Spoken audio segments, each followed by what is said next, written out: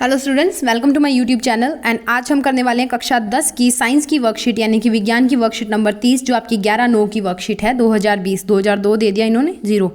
ठीक है, इसके अंदर हम पढ़ रहे हैं अभी तक जैव परक्रम। उसके अंदर हमने पोषण पढ़ चुके हैं, श्वसन पढ़ चुके हैं।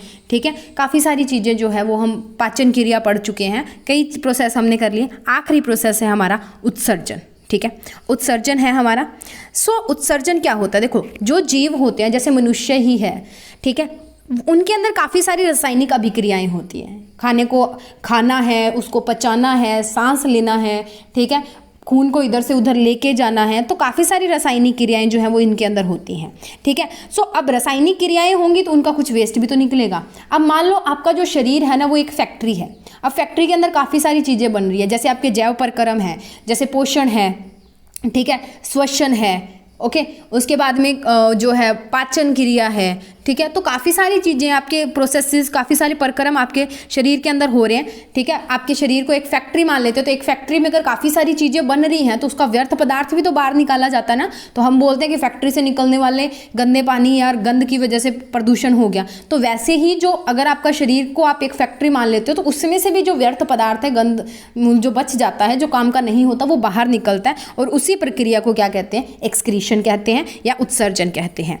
तो उस जीवित शरीर के लिए उन वर्ज्य पदार्थों, वर्ज्य यानी कि जो अंदर काम के नहीं होते, नुकसानदेह होते हैं, का निष्कासन आवश्यक हो जाता है। और उसी निष्कासन को क्या बोलते हैं? उत्सर्जन बोलते हैं। तो अलग अलग जो जीव होते हैं उनके अंदर उत्सर्जन अलग अलग तरह का होता है। एक कोशिकीय जीव जिनके अंदर एक कोशिका होते हैं, यूनिसेलुलर, उनके अंदर क्या होता है? अलग अलग पार्ट नहीं होते कि यूरिन है यानी कि मूत्र है वो अलग पार्ट से आएगा। ठीक है, सॉलिड जो वेस्ट मटेरियल्स हैं वो अलग पार्ट से आएंगे। उनके अंदर ऐसा कुछ नहीं होता। वो क्या करते हैं? अपशिष्टों को शरीर की सतह से जल में विसरित कर देते हैं। उनके अंदर विसरण का जो परक्रम है, विसरण की जो क्रिया है वो होती है।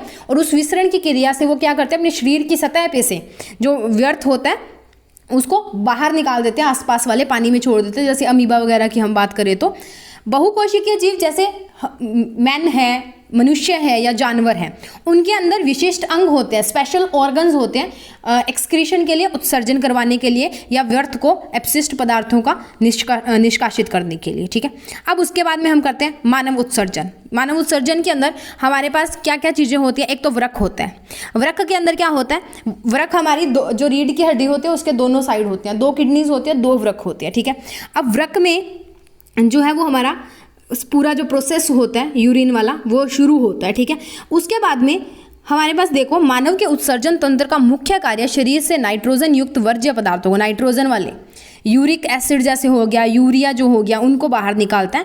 हमारे अंदर एक जोड़ा वृक्क यानी कि 2 वृक्क होती हैं, जोड़ा मतलब 2 हैं, एक जोड़ा मूत्रवाहिनी, एक मूत्राशय और एक मूत्र मार्ग होता है। ठीक है, अब जैसे यूरिया या यूरिक अम्ल को छानकर बाहर करना, जैसे यूरिया या यूरिक अम्ल को छानकर बाहर करना है, मूत्र बनने का उद्देश्य रुधिर से वर्ज्य पदार्थों जैसे यूरिया और यूरिक एसिड अम्ल को छानकर बाहर करना। यानी कि जो खून आता है उसमें से यूरिया और यूरिक अम्ल जो है उन पदार्थों को बाहर निकाल लेना। ठीक है, वो जो है वो मूत्र बनाने का जो उद्देश्य है वो होता है। ठीक है, उसको यूरिया और यूरिक अम्ल जो है उनको बाहर निकालने का जो काम है उसके लिए बनता है। ये वर्ज्य पदार्थ रुधिर से वृक्क द्वारा निष्कासित होकर मूत्रवाहिनी द्वारा मूत्राशय में प्रवेश करते हैं। रुधिर से वृक्क जो है, ठीक है, वो निष्कासित कर लेता है इनको। उसके बाद में वो मूत्रवाहिनी से होकर मूत्राशय में जाते हैं इसके अंदर। ठीक है, यहाँ से यहाँ पे आए, यहाँ से यहाँ पे जाएंगे और उसके बाद में मूत्र मार्ग से बाहर आ जाते हैं। ठीक है, ठीक है, उनको निष्कासित कर दिया जाता है। अब ये सारा काम होता कहाँ है? ये बनता कैसे है? जो यूरिन होता है या मूत्र होता है वो बनता कहाँ है? तो वो बनता है वृक्काणु में, जिसको नेफ्रॉन कहा जाता है। ठीक है, वृक्क का निस्यंदन एकक। ये वृक्क की क्या होती है? रचनात्मक और क्रियात्मक इकाई होती है। निस्यंदन क्या होता है? फिल्टर करने वाला, जो साफ करता है जो चीज़ उसको मतलब जैसे यूरिया और यूरिक अम्ल निकालना है ना, तो वो उसमें से यूरिया और यूरिक अम्ल जो है वो निकाल लेगा, बाकी चीज़ों को आगे पहुँचा देगा। ठीक है, अब उसके बाद में देखो, ये रचनात्मक और क्रियात्मक इकाई है। रुधिर कोशिकाओं द्वारा रुधिर अधिक दाब में एक नलिका में गमन करता है जिसे केशिका गुच्छ या ग्लोमुरुल्स कहते हैं। ठीक है, जिसको रुधिर जो है वो रुधिर केशिकाओं द्वारा जो रुधिर है वो बहुत ज़्यादा प्रेशर में, बहुत ज़्यादा दाब में एक नलिका में जाता है जिसे कोशिका गुच्छ या ग्लोमुरुल्स कहते हैं। ठीक है, यह कप की आकृति जैसे आकृति जिसे बोमन संपुट कहते हैं में आच्छादित रहता है। यानी कि बोमन संपुट के आसपास जो हमारे पास ये जो है ना ग्लोमेरुलस जिसने बताया, केशिका गुच्छ बताया है, उस केशिका गुच्छ के आसपास क्या होता है, सराउंडेड होता है, आसपास क्या होता है, हमारे बोमन संपुट होते हैं। ठीक है, बोमन संपुट होंगे।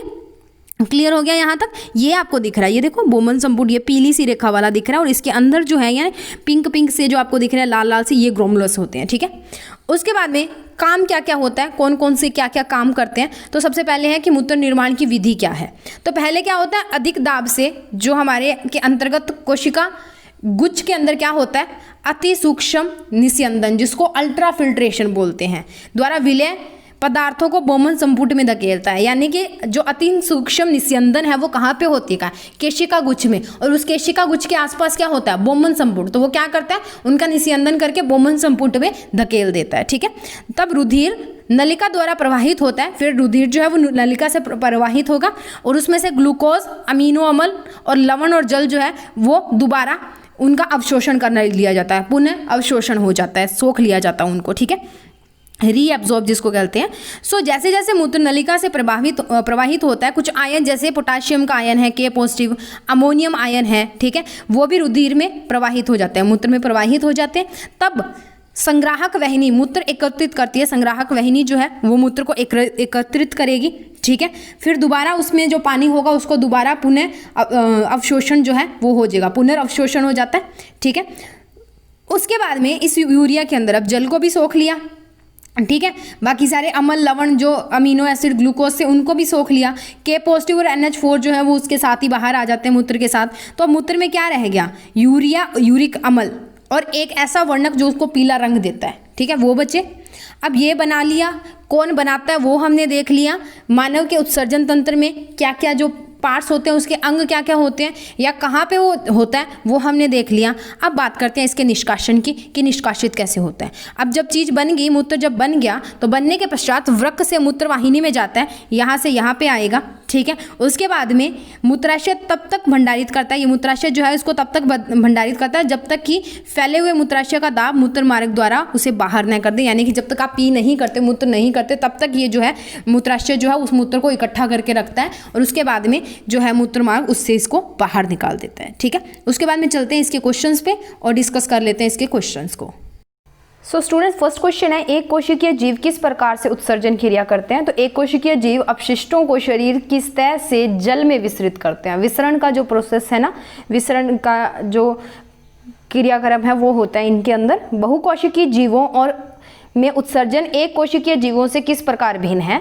तो एक कोशिकीय जीव, जैसे मैंने आपको अभी बताया, अपशिष्टों को शरीर की सतह से जल में विसरित करते हैं, पर बहुकोशिकीय जीव क्या करते हैं, अपशिष्टों को विशिष्ट अंगों द्वारा निष्कासित करते हैं। बहुकोशिकीय जीवों में हम विसरण के द्वारा ये प्रक्रिया नहीं कर सकते क्योंकि वो बहुत बड़े होते हैं, इसलिए उनके कुछ जो है विशिष्ट अंग होते हैं, स्पेशल ऑर्गन्स होते हैं उनकी बॉडी में, जिनसे वो एक्सक्रीशन करते हैं, यानी कि व्यर्थ पदार्थ को निष्कासित करते हैं।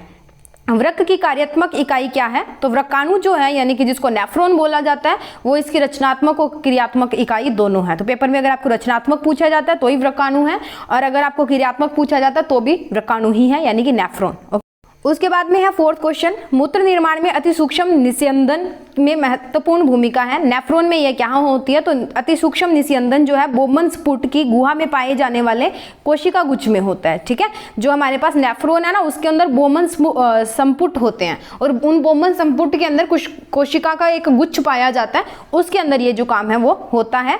ठीक है, उसके बाद में है हमारे पास मानव उत्सर्जन तंत्र का नामांकित चित्र बनाइए। तो ये आपको मैंने एक फिगर दिया जिसके अंदर आपको आपके जो एक्सक्रीशन सिस्टम है उसका सारा दिख रहा है पार्ट्स। ये मूत्राशय, यहाँ से मूत्र वाहिनी, पृष्ठ, महाधर्मन, ठीक है, वृक्क है, उसके बाद में वृक्क की शिरा है, फिर उसकी धमनी है, अधिवृक्क ग्रंथि, पश्चिम महाशिरा, पेल्विस, मैंड्यूला और मध्यांशय और वलकुट। ये आपने अपनी कॉपीज के अंदर ड्रा करना है। तो कलर भी आप इसके अंदर ऐसे फिल करके इसको अच्छा बना सकते हो। ठीक है, सो ये होगी हमारी वर्कशीट। इसका ये रहा क्वेश्चन नंबर 4।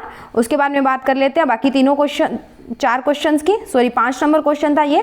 तो इसके बाद में ये रहे क्वेश्चन नंबर हमारे 1 से 4 तक के। ठीक है।